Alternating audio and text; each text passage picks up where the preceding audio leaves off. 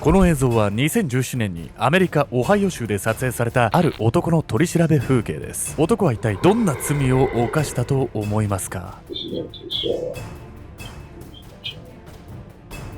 You're gonna lose your job? Did you hear what I said? This ain't about your Outback dishwasher job anymore. There's a body in a freezer. The guy said he brought it to his house. 2017年7月29日、アメリカ・オハイオ州キャンベル。夕飯の支度をしなきゃ。そうだ、アルトゥーロの冷凍庫があったわね。夕食の準備を始めた女性ジルは、つい最近友人が預かってくれと言って持ってきた冷凍庫を思い出しました。鼻歌混じりに地下室へ降りていくジル。しかし冷凍庫を開けた瞬間、彼女は思わず顔をしかめます。何これ？冷凍庫の中にはいびつな形のゴミ袋が。気味悪く感じたジルはすぐに夫を呼んで中身を確認すると、その袋からは人間の手足が出てきたんです。友人から預かった冷凍庫に入っていたバラバラ死体。殺された女性とその男との間に一体何があったのか。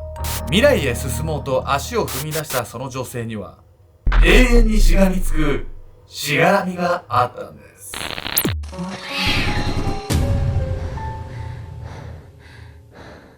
大沢健眼です。やみやみこです。ちょっとね、メトラの皆さんにもね、前言ったかもしれないですけど、僕とやみこさんでちょっとエジプト行きたいなとか話してたんですけど、エジプトに限らずね、こういう場所でロケしてほしいなとかね、要望あればね、ぜひね、コメント欄でリクエストいただければね、実際に行く可能性もありますので、皆さんどしどしね、書いていただければと思います。怖い場所は嫌。本日ご紹介するのはアメリカ・オハイオ州で起こった殺人事件について。この事件はある男が友人夫婦に冷凍庫を預かってくれと頼みに来るところから始まるんです。そもそもですね、ヤミオさん、冷凍庫を預かってくれって変じゃない？そもそも。そうね、なんか自分家を改装するとか、一旦はけときたいとかっていうのならまだわかるんだけど、なかなかそんな頼み事したことないし、聞いたこともないわよね。しかもね、その冷凍庫も見た目がもう普通じゃないんですよ。何それ？もうその時点で怖いじゃん、なんか。何？じゃあ一体どんな冷凍庫だったんでしょうか。不審な頼み事。2017年7月19日、アメリカ・オハイオ州の小さな町キャンベル。ケン・エシェンバーは友人のアルトゥーロ・ノボアと2人で自宅の地下室へ冷凍庫を運んでいました。悪いな、突然こんな頼み事して。冷凍庫を床に下ろすと同時に大きく息をついてそう言ったアルトゥーロ。彼はこの日突然、家の地下室に冷凍庫を置かせてほしいとケンに頼んできたんです。ケンとアルトゥーロは趣味の音楽を通じて知り合った仲間。そこまで深い仲ではありませんでしたが、ケンはアルトゥーロを気に入っていたため、2つ返事で冷凍庫を預かることに。ただ不可解だったのは、アルトゥーロの冷凍庫に南京錠がかけられていたこと。一体何が入ってんだ。特に追求はしないものの、厳重にロックされているその様子をケンは不思議に思っていました。するとアルトゥーロはこんなことを言ったんです。ちょっといつ取りに来れるかは目処が立ってないからまた連絡するよ。その代わり週に100ドル払おう。冷凍庫を1週間自宅に置いておくだけで日本円にして1万円以上の額を払うと言い出したアルトゥーロ。ケンは少し驚きつつも笑ってこう返しました。そりゃもらいすぎだろ。金なんていらないよ。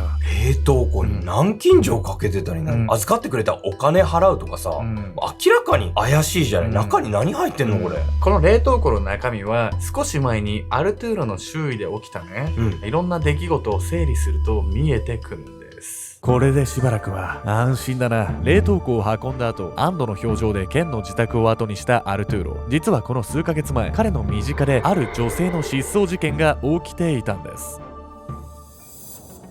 あの子どうしたのかしら。2017年6月、不安げな様子でスマホに耳を当てていたその女性はデビー・デパル。デビーは22歳年下の妹シャノン・グレイブスとしばらく連絡が取れないことを気にしていました。デビーとシャノンは腹違いの姉妹。年の差が開いていることもあり、デビーはシャノンを実の娘のように可愛がっていたんです。シャノンはもともと家族と頻繁に連絡を取るタイプではありませんでしたが、特別なイベントがあれば欠かさず顔を出していました。それがこの数ヶ月はバースデーパーティーやイースターなど家族が一堂に会する機会にも帰ってきていなかったんです。まさかシャノンたらまた悪い連中とつるんでるんじゃないわよね。姉のデビーとしてはそれほどの長期間妹と連絡が取れない理由は一つしか考えられませんでした。シャノンはその昔不良グループとつるんでいたことがあり、高校2年で中退していました。以降はストリッパーとして日銭を稼ぐ傍ら、悪い仲間の中で薬物を常用。シャノンはその後一度は更生しましたが、長く連絡を取れないのはまたグループに戻ったためではないかと姉のデビーは考感じていたんです。高校生でさ、違法薬物やってるってもうかなり問題ありな妹さんじゃないの、アメリカだと若い子やってるってのはなんかよく聞くような話ではあるわよね、アメリカではね、ストリートギャングと呼ばれる若者中心のね、不良集団がいるんですよ。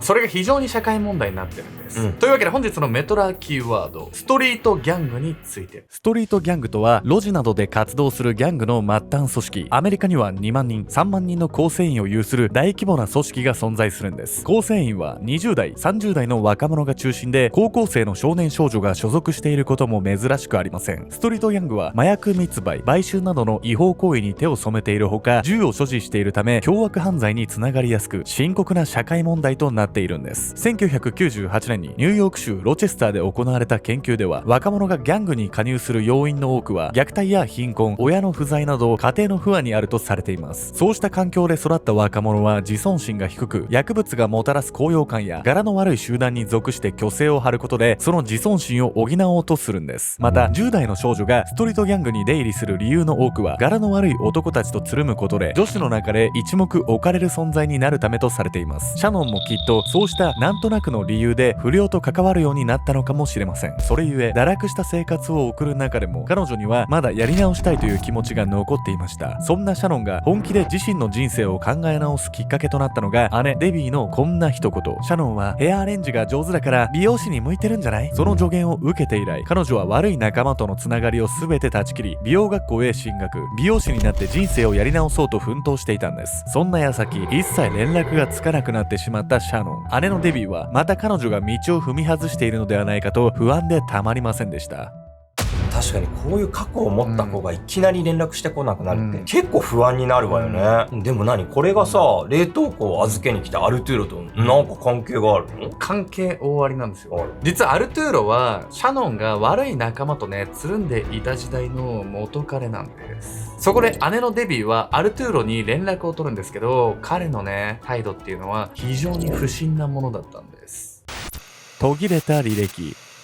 妹と連絡が取れない日が続き、心配になった姉のデビーはシャノンが不良とつるんでいた頃に付き合っていた元彼アルトゥーロに電話をかけました。すると確かにシャノンは最近またアルトゥーロと同棲するようになっていたと言いますが、実は俺たちちょっと前に大きい喧嘩したんです。それでシャノンは他の男と一緒に出て行きましたよ。シャノンが家を飛び出して以来、彼女の行き先は知らないと話すアルトゥーロ。しかし姉デビーはその言葉を一切信じていませんでした。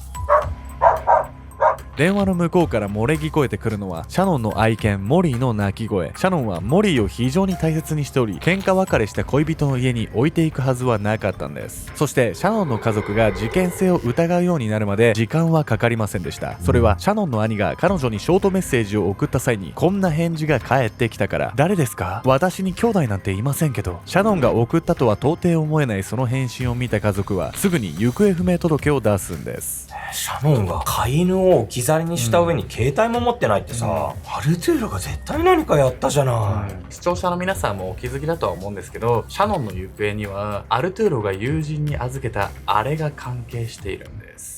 警察の捜査により職場と家を行き来していたシャノンの GPS は4ヶ月前の2017年2月で途切れていることが判明。料金が支払われずにいたシャノンの電話番号はすでに別の人に割り当てられていました。ただ不思議なことに他方ではシャノンがどこかで生活していると思わせる痕跡も見つかっていたんです。その痕跡とはシャノンが所持していた食料支援カード。オハイオ州では条件をクリアした低所得者層に向けて毎月一定額の食品の買い物ができるカードが支給されています。シャノンが持っていたそのカードは失踪後も確かに使用されていたんです。一方でそのカードを彼女自身が使ったわけではないこともすぐに分かりました。それはシャノンの食料支援カードが毎回元恋人アルトゥーロのカードと一緒に使われていたから。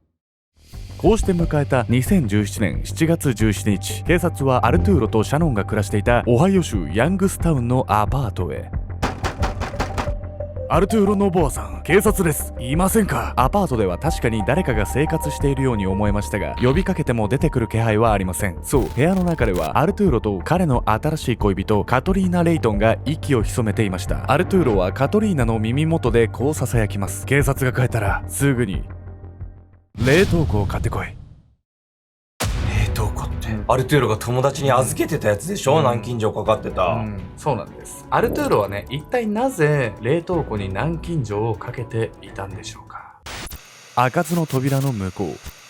2017年7月29日の夕方、アルトゥーロから冷凍庫を預かっていた友人の妻ジルは自宅の地下室へやってきた。冷凍庫の中のものちょっと覗かせてもらおうかな。ミートソース用のミンチ肉があると助かるんだけど。夕飯の支度をしていた彼女はアルトゥーロの冷凍庫の中が気になっていた。冷凍庫の前でかがみ、マイナスドライバーを片手に南京錠をこじ開けるジル。そして彼女は冷凍庫の扉を開くと同時に思わず顔をしかめた。その中に入っていたのは19リットルほどの大きなバケツ。バケツの中にはいびつな形の黒いゴミ袋が。何これ。それはどう見ても食品には見えなかった。怖くなったジルは慌てて夫のケンを呼ぶ。ケンは恐る恐るその黒い袋へ手を伸ばした。これは大変なことになったぞ。青ざめた顔でそう口にしたケン。ゴミ袋の中身は人間の腕と足だった。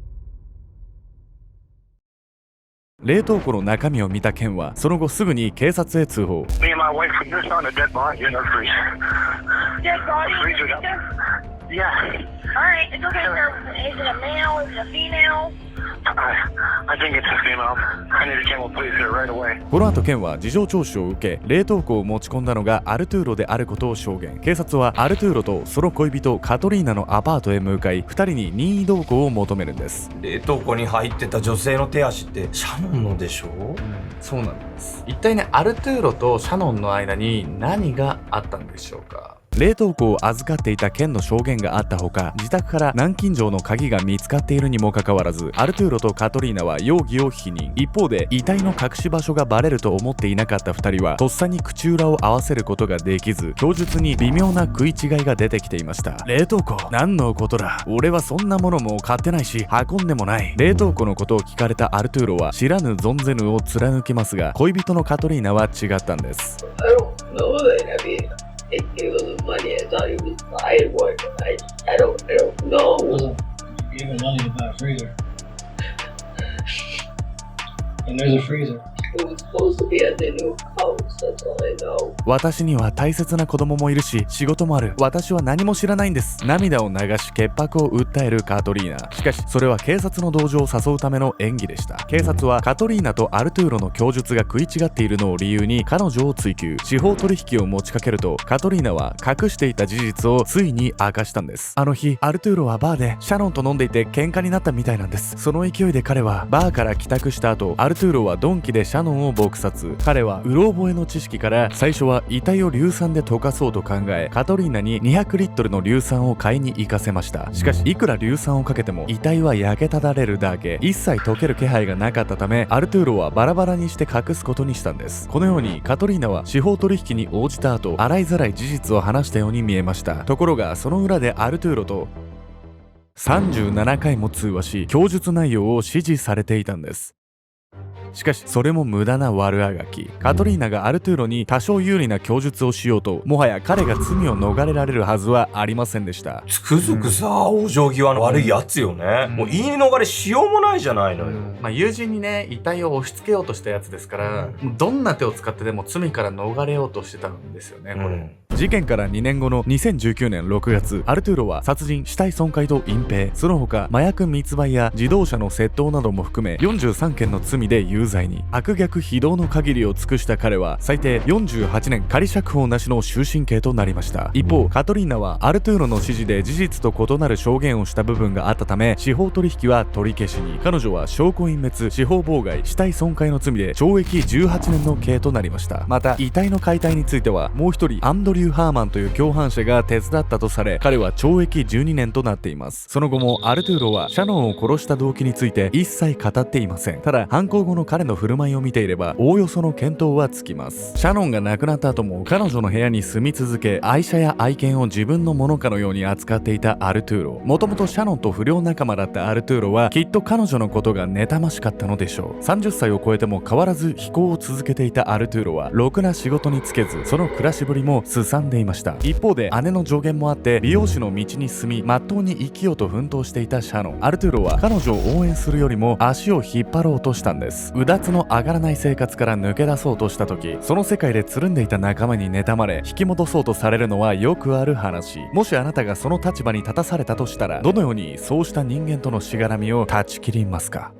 おざっすというわけでね、皆さん、そろそろ何ですか？そうですね。クリスマスですね。というわけで、ここでね、皆さんに重大発表がある。はい。